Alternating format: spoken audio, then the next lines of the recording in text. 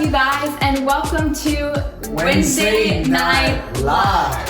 As we get started, you guys, we have some important ways for you to stay connected during this time. We have an Instagram, if you don't already know. It is @VintageStudents, and we have a lot going on. We keep you posted with everything that's going on, and every Tuesday and Thursday, we've been going live at 1 o'clock. We also have some other ways for you guys to connect. So make sure you follow us on TikTok. I already know y'all got TikToks, but just follow us because we're just being goofy and it's really cool to have fun, and it'd be cool if you guys could just like and share and see what we post out for you guys. But we also got a YouTube channel. If you're watching this, that means you're on it, so just why not subscribe? Yeah, so also after this, after every Wednesday night live, we're gonna be doing something called Zoom groups. And if you haven't already connected with your small group leader, you can text them now and they will send you a link to that.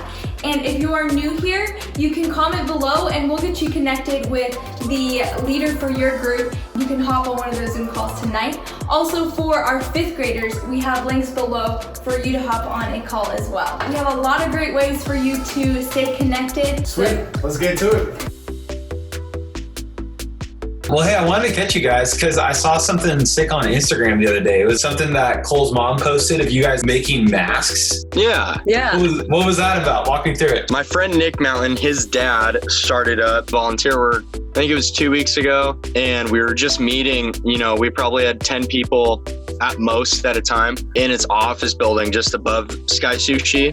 He just wanted to make masks to donate to hospitals so that they could use them quickly and dispose of them, or we're just trying to make a lot of those, as many as we could. Yeah. How did you get involved, Hayden? Cole was just saying, he was over at my house and he checked his phone or something, and he's like, oh, I'm gonna go make masks tomorrow. And I was like, oh, that sounds cool. Can I come? And he was like, if you want to. And I was like, yeah, sure. So he's like, I'll text you when I get the details. It was really fun though. It was cool. Cool. And so who were the masks going to be for? They were sending them to a bunch of different hospitals. They were going all over, basically just whoever they could get in contact with that needed them. What a cool way to help people during this time, right? Where that's what people need, right? I mean, CDC dropped that thing of, hey, you guys should be wearing masks, be protecting yourselves when you go to the grocery store, pharmacy, for food service. And so it's super cool you guys did that. I was inspired. I saw the picture and I was like, that was sick. What would you say to somebody they're sitting at home and they're like, dude, how do I help? Or how do I make a difference? I was talking with Michael Hudson a couple weeks ago in small group, and we were kind of talking about, I was just kind of saying I'm trying to find ways to not just be complacent and be kind of aware of things, even though there's not that much going on, but not to get in a kind of phase of just lounging around and getting too accustomed to that to the point where I can't get into something else that is actually useful. What about you, Hayden? Yeah, I guess I just hope it makes an impact on everyone that needs those masks and stuff, because I think they're under so much stress. They're the ones that are fighting this virus on the front lines, obviously, and it's kind of all up to them. So I think just that's one less thing, hopefully, that they have to worry about. I saw on the post it said couple goals, and I was like, absolutely, such a cool thing to do together. Way to go out there and be living proof. So super thankful for you both. But I hope for any of you guys watching this story right now that you might be looking for ways to be an encouragement to other people during a time where, like Cole said, it'd be so easy to stay complacent and stay focused on yourself. But instead, there's so many ways that we can be living proof. So thank you guys. You're awesome. Thank you, Michael. Yeah, thank you. We're gonna play a game called Word Sneak. How do we play Word Sneak? Okay, so this game is really simple. Both of us have an envelope with 5 words in it. Neither of us have ever seen these words. Never seen before. My little sister actually just wrote up some random words, and we've actually, though, never seen them. For real. They could be words we've never seen. Wait. In our live. No, in our live. Okay. So we actually don't know what to expect, so we're gonna see. But okay, so we have these words and then So we have these words, and basically what we're gonna be doing is we have to sneak the words into our conversation. So we're gonna have a regular conversation about quarantine. And as we talk, we have to sneak these words in. So comment below who you think does a better job. Make sure you comment below that, you know, I won. Please. I need it. No, I'm just kidding. we all know that. Skills will talk for themselves, but who You're gonna start. I'm sorry? Yeah. Easy. Well, how's your quarantine been? It's been real nice. It's been Real. It's been nice, right? Have you been keeping healthy during this quarantine? Yeah, you know, I've been staying healthy. Have you been doing sit-ups or how about some planks, crunches? Yeah, I mean, don't call me out right now, but yeah, sometimes. It's tough. Okay, that's nice. Okay. Okay. Yeah. What else you been doing on your quarantine?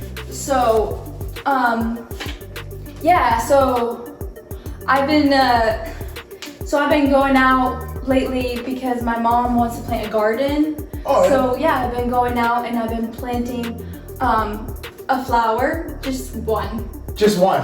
Mhm. Only one? Yeah. That's nice. Yes. Dude, I mean, you know, there's a lot of type of flowers out there. There's like rosemary, roses. What does this have to do with quarantine?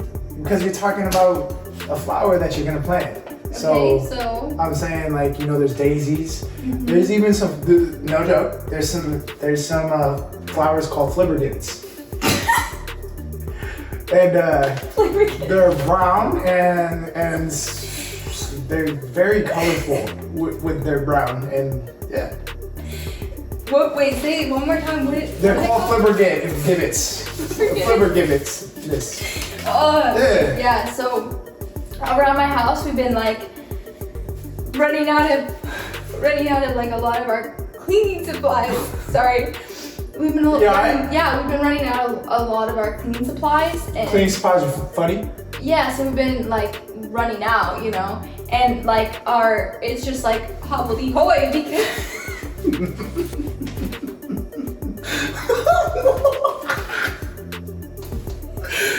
because yesterday I tried to mop the floor and it was hobbledehoy because I ran out of cleaning stuff. Oh, that's actually. So yeah. That's okay. I don't know what that kind of sounds like something you say when you get burned. Like the other day I was cooking. Some. I was brewing something up, and my sister walks up and she's like, "You know how to brew? Haha." Haha. Did you just say haha? No, like she was like, Like she haha, lol. Yeah, she came up. She's like, you knew how to brew, haha. Yeah, and we were just cooking during quarantine, normal things that happen, you know. Okay, yeah. So you were brewing like coffee. You know that one brand of coffee? It's a really good coffee. I think it's from Europe or something. Yeah. And it's like really good coffee. You gotta try it. It's Board Boy Gym coffee, and it's really good. It's kind of like a French roast. It's Italian. Really? Yeah. It's something about Italians though, and you know, just Italians. What does that have to do with quarantine? A lot of them, I mean, it does have a lot to do. Okay. Italy has a lot. Yeah. Okay. But some people, they stay inside too much. Maybe like the Italians, they stay inside too much, and they get something called Wonderpress photogenesis. Photosynthesis? Photosynthesis. Since I've been in quarantine a lot, so I've been catching up on a lot of reading. And I don't know if you know, but there's a lot of religions out there, and there's this one, and it's called Nudiastiran. And it's like this new religion that's out, and oh, really? It's really interesting. You should read up on it. I mean, like, I think I've actually heard of that before. Yeah. And I think one of their prophet's name is Nimona Tramani Cross-Sophicilic. Are you reading that off of your page? Canonicus. It's not even a word. It is though. It is. Did you just read that off your paper? Who wrote this down? None of them have been obvious until now when you just stared at your paper and just read If it. you had this word, you would stare at this paper. Okay. Okay, well,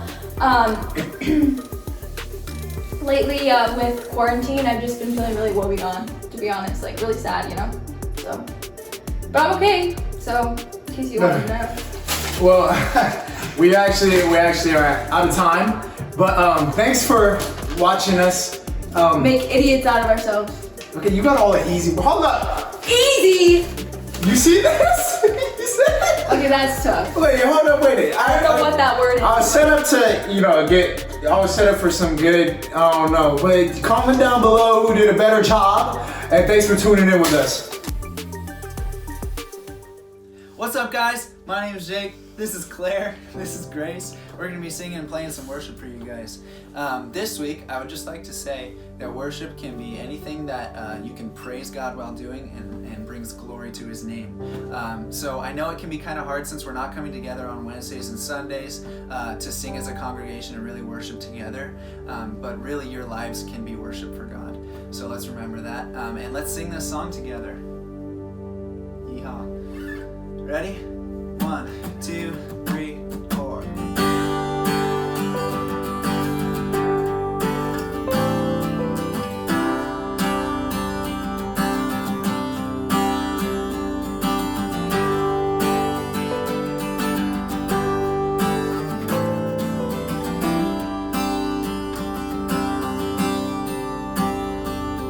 He's coming on the clouds. Kings and kingdoms will bow down. And every chain will break as broken hearts declare His praise. Who can stop the Lord Almighty? Our God is a lion, the Lion of Judah.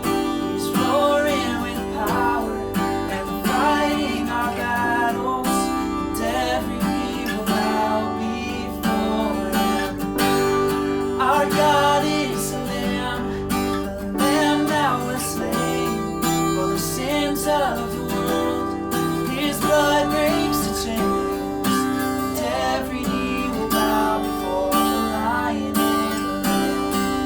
Every knee will bow before Him. Oh, oh, oh, oh. So open up the gates. Open up the gates. Make a way before the King of Kings. Our God who comes to save is here to set the captives free. Who can stop the Lord Almighty? Our God is the Lion of Judah. He's roaring with power and fighting our battles, and every knee will bow before Him. Our God is the Lamb that was slain for the sins of the world.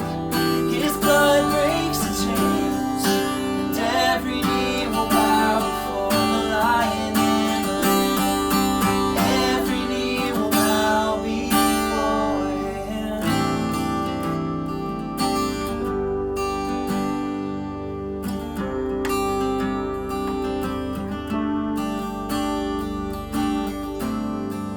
Who can stop the Lord Almighty? Who can stop the Lord Almighty? Who can stop the Lord Almighty? No one. Who can stop the Lord? Sing it out. No, who can stop the Lord Almighty? Who can stop the Lord Almighty? Who can stop the Lord Almighty? Who can stop the Lord? Our God is the Lion of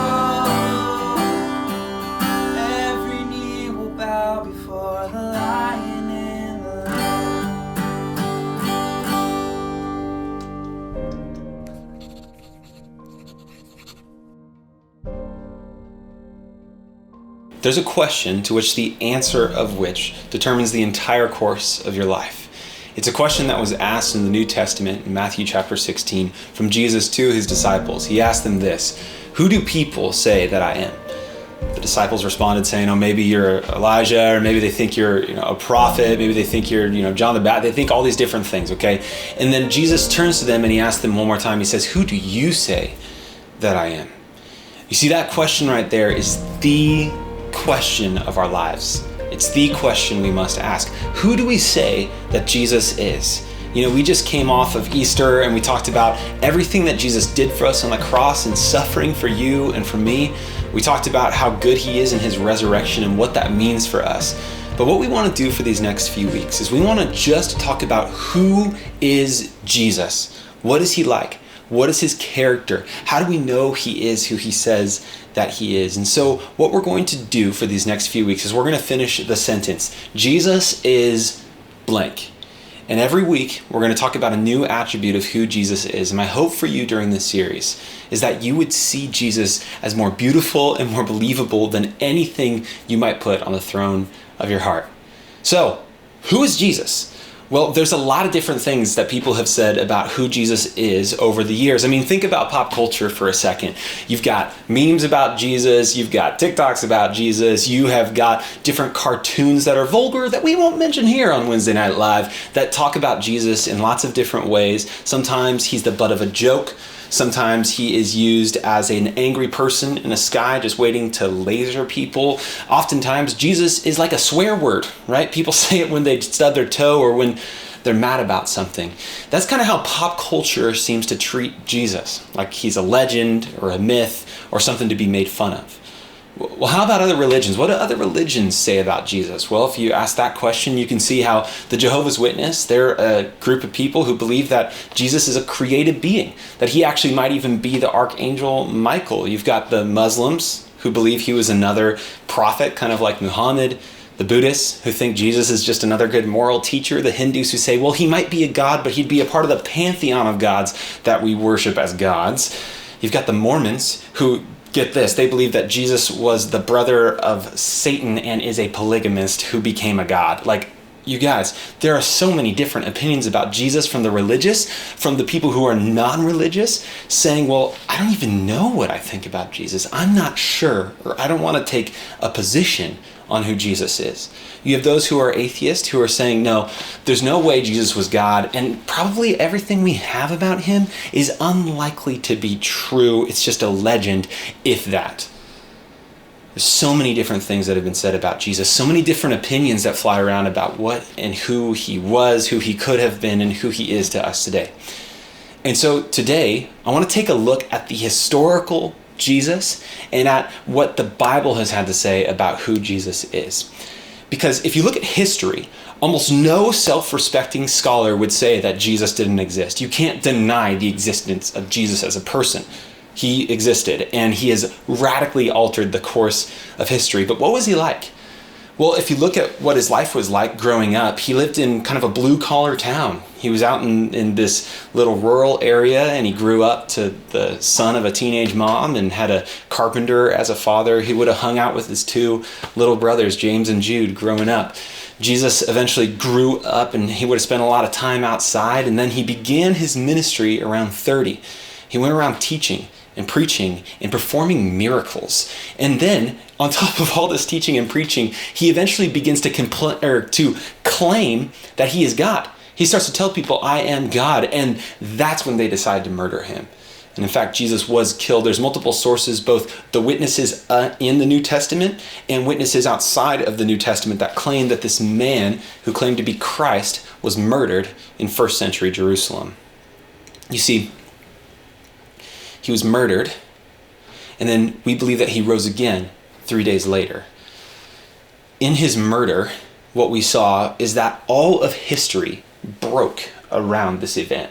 In fact, if you look at the way that our calendar is set up, it's set up to be starting when Jesus showed up on the scene. And this man who claimed to be God has had more books written about him, more songs written about him, more poems written about him, more paintings painted of him than any other figure in human history. And To this day, there's a few billion people who worship him as God. So who is this Jesus?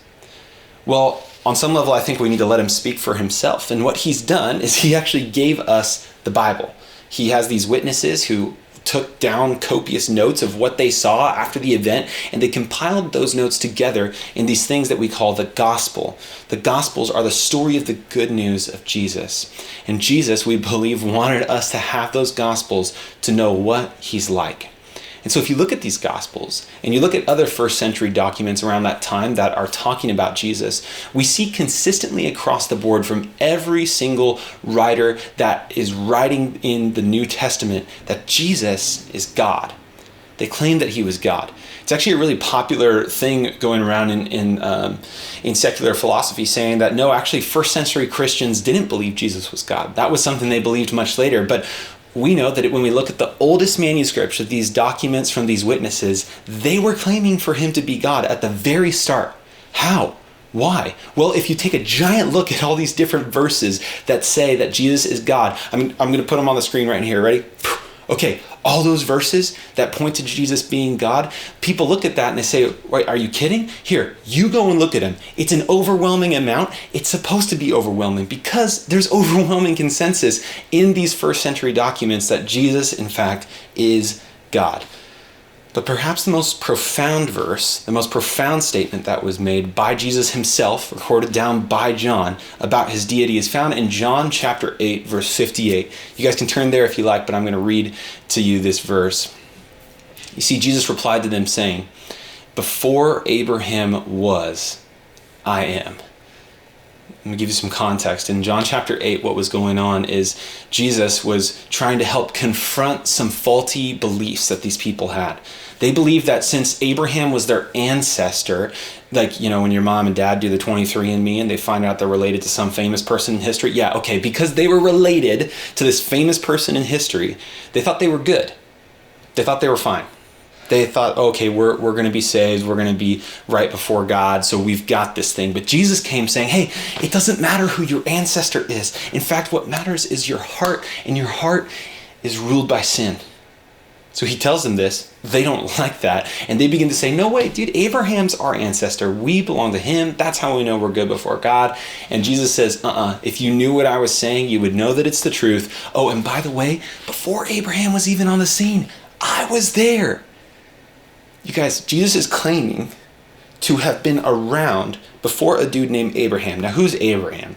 Well, Abraham was the father of the Jewish faith. He was like the first dude who God called out and said, I'm going to create a new people through you. They're going to proclaim my glory to the world, and the whole world is going to be saved through your lineage. Guess what? That's Jesus. Okay, so that happens around 2000, 1500 BC. And then from that time on, the people of God formed out of that man's lineage. Jesus is saying, I came before that dude. How's that even possible? Jesus is 30 at this point. Well, there must be something more to it. Well, get this. Not only did he say before Abraham was, I am, claiming that he existed before Abraham, but there's also something hidden in what he's saying. When he says, I am, to us, we say, oh, he's just saying that he existed before. It's bigger than that. He's actually claiming to be God himself. You see, to the audience he was speaking to, they would have immediately connected that idea with God. That was God's name. That's the name that he gave his people to call him by in the desert in Midian with Moses and the burning bush. When Moses asked God, hey, who am I going to say is sending me to pull you out of Egypt? God says to him, tell them I am has sent me. It's the holy name of God. It was a name that was so precious to them, they wouldn't even say it. They would say Adonai instead of Yahweh, the name of God. In fact, they wouldn't even write down the vowels when they wrote it down. It was so holy to them. So we don't even know what vowels were supposed to go in between the letters. All we know is YHWH. Those letters are what made up the name of God, and it means I am. Meaning I've always been, meaning I'll always be, meaning that everything around that is being, find its being within me. And so when Jesus says, before Abraham was, I am, he's saying, I'm God. Now to us, we might look at that and say, are you sure that's a claim to deity? Are you sure he's saying he's divine? Absolutely. And not only can we say that because we understand what that means, but we know that his audience that he was speaking to believed that he was claiming to be God. Why? Because they said they wanted to kill him right after that. They set out trying to stone him. And it's from that point on that in John's gospel, the temperature really heats up. It's from that point on when they say, we need to get this guy crucified. We need to end this man's life. We need to murder him. He's claimed to be God. Guys, Jesus claimed to be God. And he didn't just claim it, he also proved it. You see, in him dying and resurrecting, he proved to the entire world that he in fact is God. And in fact, the resurrection accounts are so consistent and so undeniable that you would have to come up with these ridiculous theories for how it could have not happened. Like, oh, maybe he just fell asleep on the cross. Or, oh, maybe he had an evil twin. Or, oh, maybe the disciples overpowered Roman guards. Guys, they were hiding in their homes crying when Jesus was taken to be killed. They wrote themselves into the story as cowards. Why would they do that unless that was true? They wouldn't want to look that way. Guys, women found the empty tomb first. Their testimony wasn't even admissible in court. Why would they have women finding the tomb first unless it was true? See, if they were trying to build a legend, they would have picked something else, but instead they show that these women find the empty tomb first. Guys, we have all this evidence pointing to the resurrection, pointing to Jesus' deity, pointing that he was God, saying that he himself claimed to be God. And then we have to move from there to asking the question, well, why would it matter if Jesus is God or not? Why does it even matter? Well, here's perhaps the most important piece as to why Jesus is God. You see, God is infinite. God has existed before anything has existed. He's a holy God. He's always existed as God the Father, God the Son, God the Holy Spirit in a perfect unity and perfect relationship. He created so that creation would give him glory, would say, God, you are so amazing, and worship him. But we failed at that. So you see, failing against something that's infinite, offending something that's infinite, rebelling against something that's infinite, has an infinite cost in proportion to the individual or the being that is offended. It's an infinite cost. And so God knew in our offense, in our sin, in our rebellion to him, the only way to pay for an infinite price is with something that is of infinite worth. Well, if you're God and you're the only being in the universe that is infinite, where do you turn to actually pay for that price? The only answer is yourself. And it's a good thing God is the Trinity, right? And so he looks at his son and says, you are going to be the payment for sin because you are the only infinite being that can be the recipient of my infinite wrath against humankind for their infinite sin. You guys following the infinites there? There's a lot of them. Okay, look, Jesus needed to be God to pay the ultimate price so that you and I could know him, could have a relationship with him, and could be in community with God. Guys, Jesus loved us that much that him being God actually didn't count equality with God as a thing to be held onto, but instead took on the form of a man and then poured out his life for us so that he would be exalted above the name that is every other name. That name is Jesus Christ, Lord. And that's the name that every knee will bow and every tongue will confess at the end of time. That's Jesus. Jesus is God, and Jesus has plainly claimed to be God, and he's proven to us that he's God, and it's necessary for us that he is God. And I know for myself, as I've thought about this, as I've wrestled with this question of, is Jesus God? Is he really who he says he is? I've gone through my own journey on this. I've answered the question for myself of, who do you say that I am? And for me, Jesus is more than a meme. He's more than the butt of the joke. He's more than a swear word. He's more than some being that ascended to godhood or more than some polygamist brother of Satan, okay? He's none of those things. He is God himself who took on flesh to reveal to us the infinite glory of the Father and the infinite worth of the Son. That's who Jesus is to me. That's who I've found him to be. And the more that I press in and the more questions that I ask, the more that I realize he is God. And he's a good God. And he's a trustworthy God. And he's so much bigger than we can even wrap our minds around sometimes. But that's what makes him so worthy of our worship. Jesus is God. And so guys, as we close, my question for you is this. Who do you say that he is? Who do you say that Jesus is? Is he God? Is he a liar? Is he crazy? Is he just a legend? Is he just a myth? Or no, is he in fact the God-man who came to die on our behalf for that infinite sin that we could never pay for? You guys, we love you. We're for you. There's some reflection questions for you here at the end that I'd love for you to just let sink in. Just watch this clip as it closes and ask yourself these questions and let that direct your time as you get ready for your Zoom groups. But like I said, we love you. We're for you. When those questions are done, go Zoom it up. We'll see you soon.